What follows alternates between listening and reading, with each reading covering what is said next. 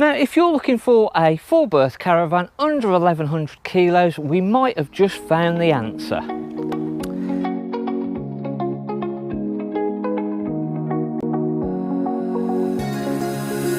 Yes, believe it or not, this is actually a 4-berth caravan. It's 1,066 kilograms.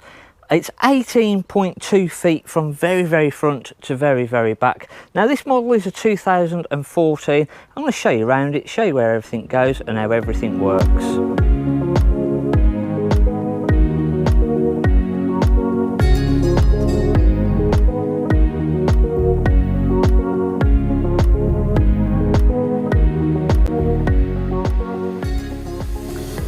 So on the near side, we've got our electric and 12-volt connection. So this is where we're going to put our leisure battery, and then this is where we're going to put our mains 230-volt connection in. You'll see here that was a little cutout so that we can put the electric cable out, and that's where that will run and allows us to lock that up.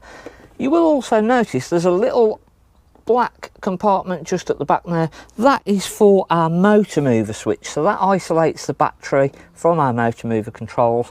And even though this is only 1,066 kilograms, the previous owners have fitted a motor mover on here just to make it super easy to move around.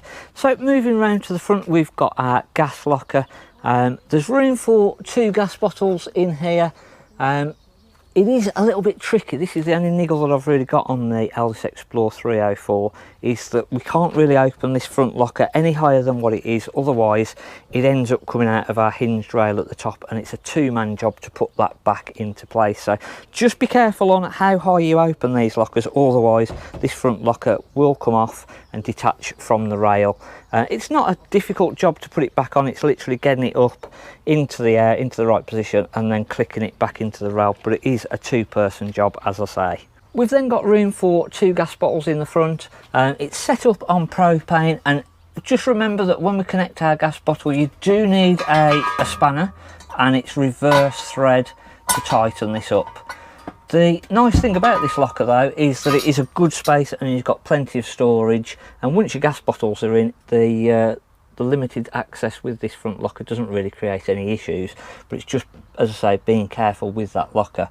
Once we've got all of our gas bottle connected, it's literally just turn it on at the gas bottle, and it's just straightforward. At the front, we're set up with the Winterhoff stabilised hitch head, and we've got the 13-pin electric, so just make sure your vehicle is set up for 13-pin electrics. Moving on to the offside, we've got the flue for our water heater and boiler, so don't need to do anything with that. And then this is where our water pump goes, so it's literally drop the one end into our rock roll, push it in, and then you'll notice that the top just hinges and locks that pump into place, so it's not going to come out and come loose. All of our wastewater on this Eldest 304 is just at the rear, so our 2 outlets just at the rear, so all of our sink, shower and bathroom sink wastewater will come out of there. And then moving back round towards the door side, we've got our cassette toilet. So our first one is our flush water, so this is where we're going to put the water to be able to flush the toilet, and it's pink chemical, literally just using a little watering can or a bottle to fill that up, and as I say, pink chemical then. At the bottom is the actual cassette. Now right up the very top there's a little drain off tube, so this tube here will drain off that flush water. So once we need to empty that flush water out, if we're going to travel and it's too full, or it's over winter and we're not going to use the van for a while, we just need to drain that down. It's just pull that bung out. To empty the cassette, we literally just open, pull up the orange tab, this pulls out, and then we can open, up our valve, remove the cap, and then just at the back we've got our little air release valve, so we press that in as we empty that down the Elson point. You can put blue toilet chemical in this as well, and to do that it's just literally use our little flap on the side, open the top up, and then we can give that a good clean out, pop a little bit of blue chemical in, and that's ready to go. just make sure when we push this back in, it just clicks in and locks into position. So we're going to have a look inside the Eldest Explorer 304, and as I said, it is definitely a 4-berth.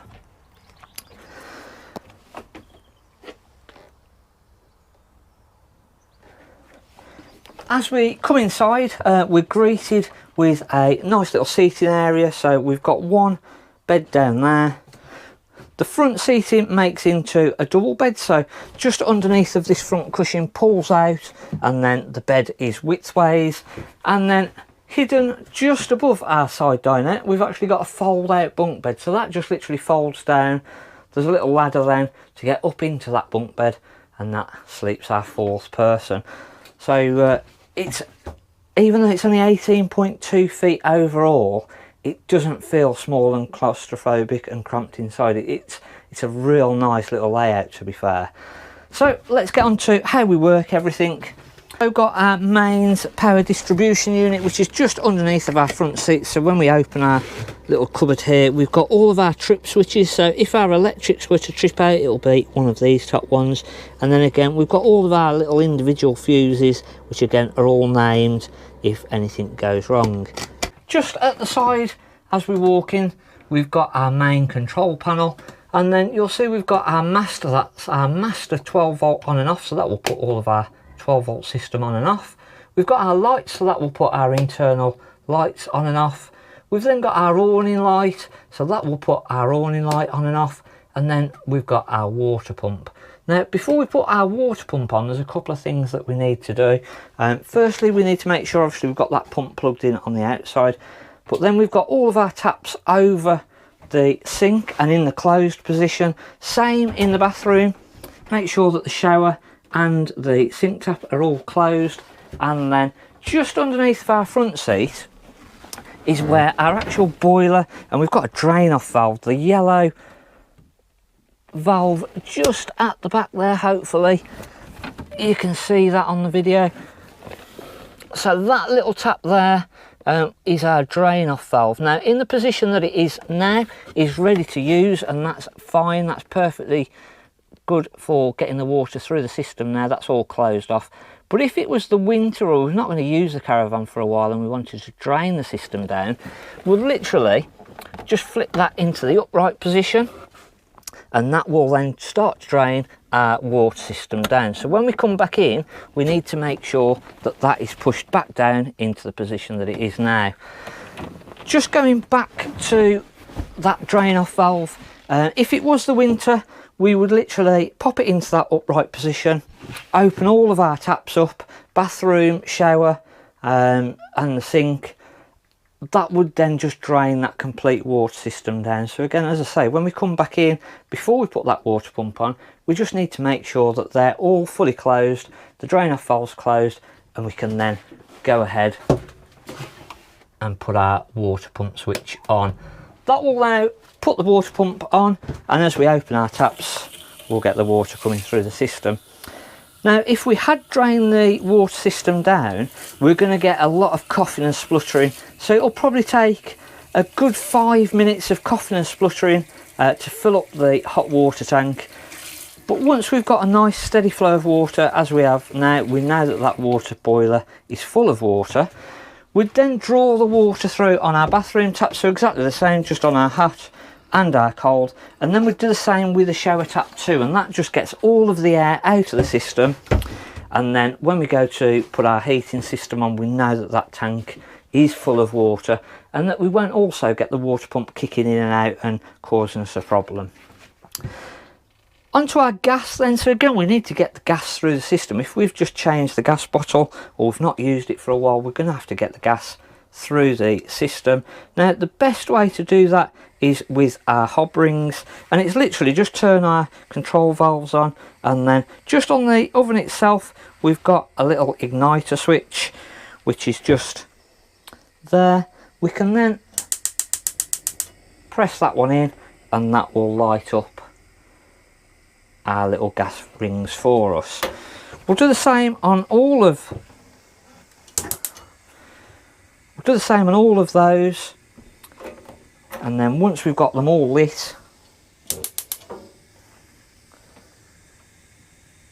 we know that the gas is coming through, and we've half got the gas actually through the system and ready to start lighting our other items. We've then got our oven. Now this is a combined oven and grill, so it does both at the same time, or uses one unit to do both. Always just make sure that when we put our oven shelves in, that the straight line is towards the front of the oven and the little sticky out a bit goes towards the back, and that is the correct way to make sure that they're fitted in. Now if you wanted to use the grill on this, we literally turn our control dial to the right, hit our igniter,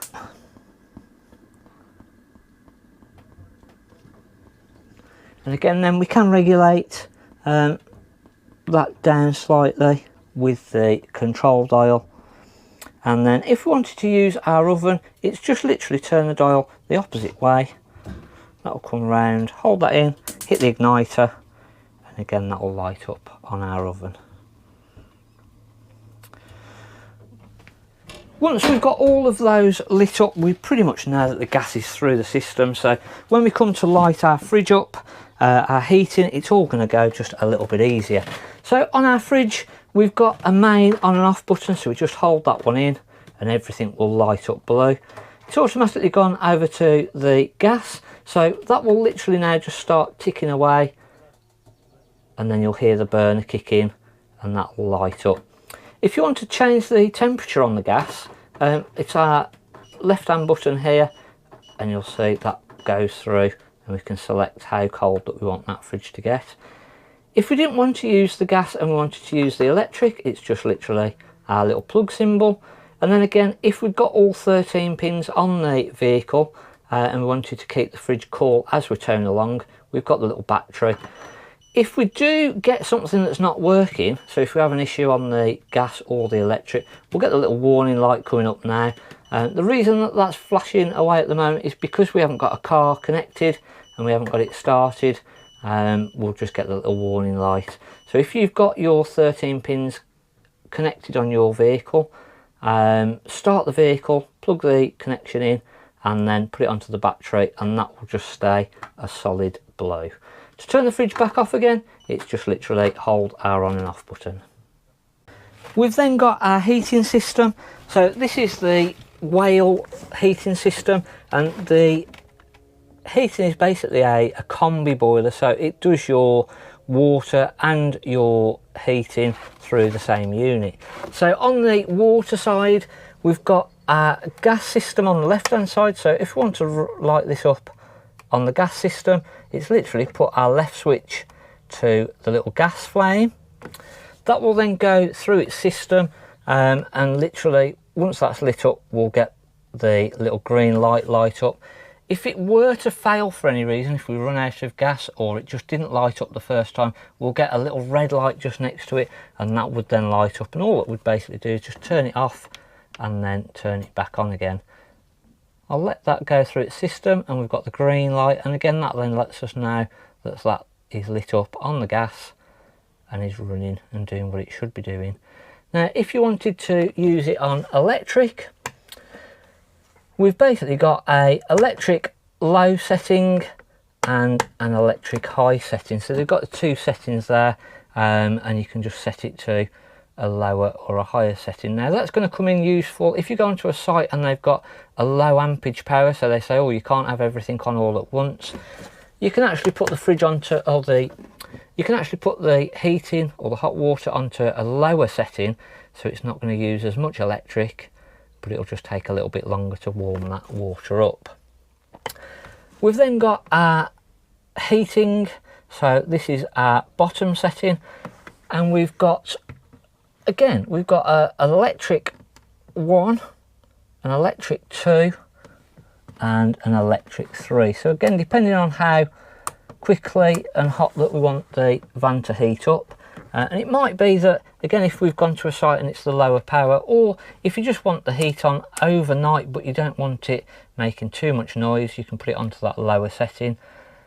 You have also then got the thermostat at the top here, so this will control the temperature for you, and then we've got the off. We've got the fan, so on a warm day like it is today, we have got the option just to put the fan on without any heating whatsoever, and that will then just cool the caravan down slightly for us.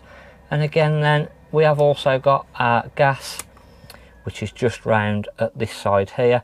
And then on this for the gas, we've got a little green light down here once that's lit up and working, just to tell us that it's lit and it's doing what it should be doing. And again, if it were to fail and it didn't light up, it would go onto the red light just there.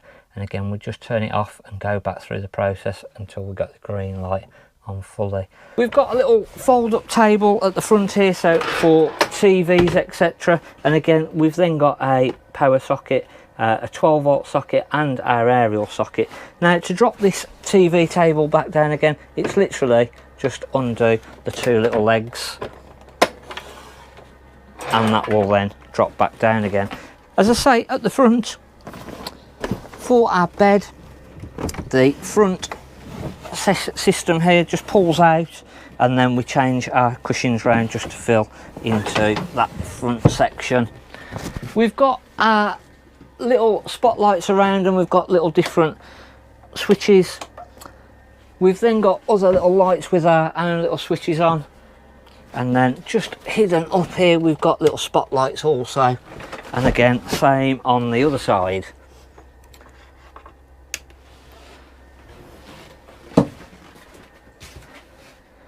On the side dinette, again we've got a little light just at the side, and then for the bunk bed, again we've got a little light just at the top there too.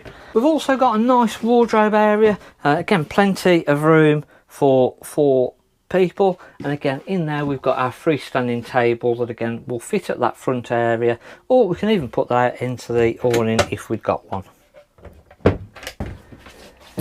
Moving into the bathroom, now the light switch for our bathroom is actually the switch just underneath of our control panel, and that will then put our lights on in this bathroom area.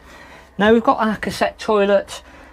On the very top of the cassette toilet we've got our blue flush water, so we just press that and that puts our flush water through the cassette itself. And then to let everything through into the bottom, we've got our little grey handle that we just pull to the side and back again.